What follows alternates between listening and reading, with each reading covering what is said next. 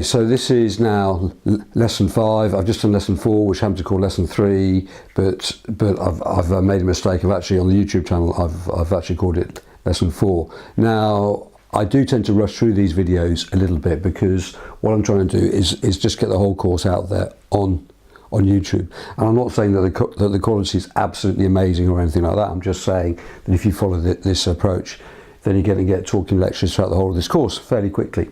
Okay.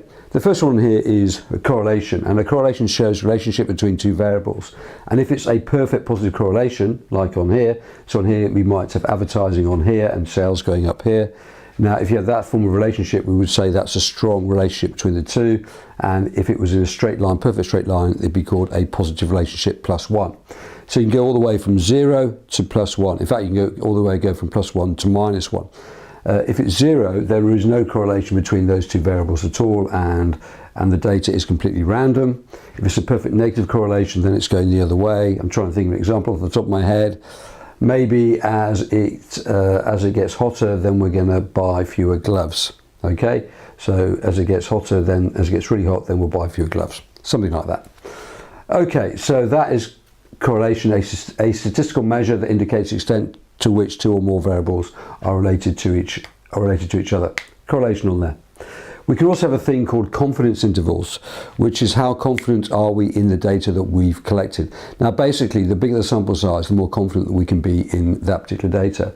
When we go and ask in what way people are going to vote at an election, they tend to ask 1,000 people, and they're 95% confident in that figure. Between 39 and 42% of people are going to vote Labour or Tory. Right, so the larger the sample size, the more confident you will be in that particular sample. Extrapolation is really pretty straightforward.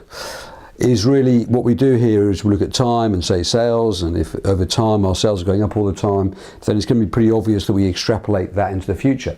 However, of course, we don't know whether or not competitors will suddenly move into that market and completely knock you off top spot, e.g. with Nokia. Nokia was doing really well, and then Apple came along and they completely dropped their sales big time.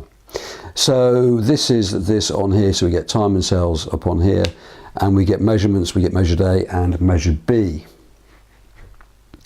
Now, so therefore in an exam, you may just get, right, there's a correlation between these variables, it's 0.8, that's quite a strong positive correlation. Therefore, if we advertise more, it tends to tell us that our sales will in fact go up. And if we can extrapolate into the future, then it appears that this company is doing really well, and therefore we would expect sales to rise. However, it may not be the case because maybe another competitor will move in because the market's so lucrative, according to Porter's model. Right, and the last thing on here we're going to look at is technology, and e-commerce in particular is where these companies have collected vast amounts of data on individuals. They know what they want, what they desire, so therefore they're able to target their advertising specifically to those people, Facebook, Amazon and loyalty cards from there. So that's how they go out and make their money. So they really know exactly what we are doing and what we are thinking at various times on there. So this part of the course is really just about the techniques that we can use to analyze marketing data. Thank you.